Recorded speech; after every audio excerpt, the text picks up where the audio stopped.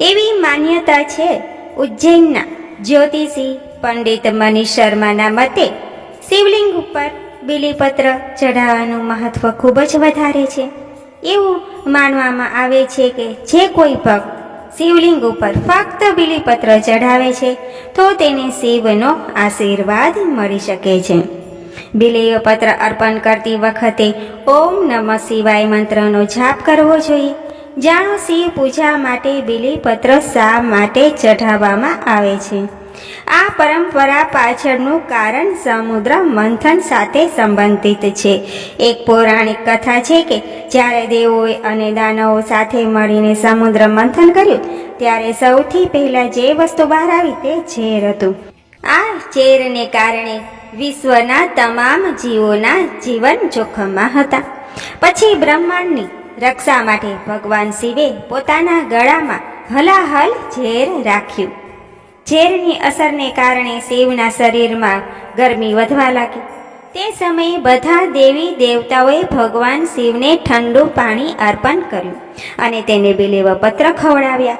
બીલીવન પાનથી ઝેરની અસર ઓછી થતી ગઈ અને ભગવાન શિવના શરીરની ગરમી પણ ઠંડી પડી ગઈ. ત્યારથી ભગવાન શિવને બીલીપત્ર ચઢાવવાની પરંપરા શરૂ થઈ છે. બીલી વૃક્ષ સંબંધિત ખાસ વાતો શિવ પુરાણમાં લખેલું છે કે બીલી એ સ્વયં ભગવાન શિવનું સ્વરૂપ છે. બીલીવને શ્રી વૃક્ષ પણ કહેવામાં આવે છે. તે શ્રી મહાલક્ષ્મીનું એક નામ છે. આ કારણોસર બીલીવની પૂજા કરવાથી મહાલક્ષ્મીનો આશીર્વાદ પણ મળે છે.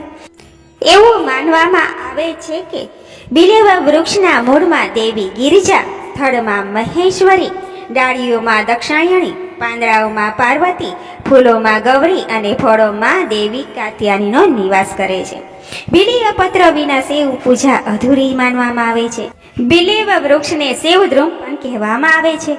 કોઈ પણ મહિનાના કોઈ પણ પખવાડિયાની ચતુર્દશી, અષ્ટમી, નવમી, દ્વાદશી, ચતુર્દશી તિથિ, અમાવસ્યા, પૂર્ણિમા, સંક્રાંતિ અને સોમવારે બીલીપત્રના પાન તોડવા.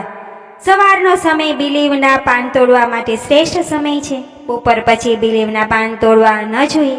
જો આ પ્રતિબંધિત તિથિએ પર બીલીવના પાનની જરૂર હોય તો આ પાન એક દિવસ પહેલા તોડી નાખવા જોઈએ. જો તમને સોમવારે બીલીવના પાનની જરૂર હોય તો તમે રવિવારે પણ પાન તોડી શકો છો. જો તમને પ્રતિબંધિત તિથિઓમાં બીલીપત્રની જરૂર હોય ને તો તમે તેને બજારમાંથી પણ ખરીદી શકો છો અને પૂજામાં તેનો ઉપયોગ કરી શકો છો. જો તમને બજારમાં બીલીપત્ર ન મળે ને તો તમે શિવલિંગને ચઢાવેલામાં આવેલા જૂના બીલીપત્રને ધોઈને ફરીથી પૂજામાં વાપરી શકો છો.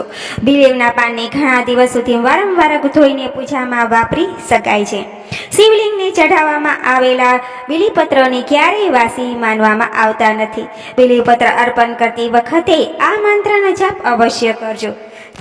ત્રિદલમ ત્રિગુણાકારમ ત્રિનેત્રમ ચ ત્રિધાયુક્તમ ત્રિજન્મ પાપ સંહારમ બીલીપત્રમ શિવાર્પણમ.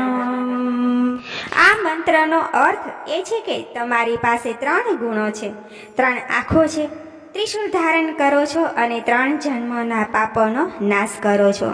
ભગવાન શિવ, હું તમને ત્રિપાંદડાવાળું બીલીપત્ર અર્પણ કરું છું. તો બોલો ઓમ નમઃ શિવાય.